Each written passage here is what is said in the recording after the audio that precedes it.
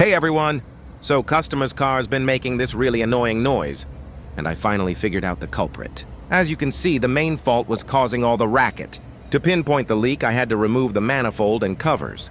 Turns out it was the exhaust manifold itself that was broken. Glad we got to the bottom of this.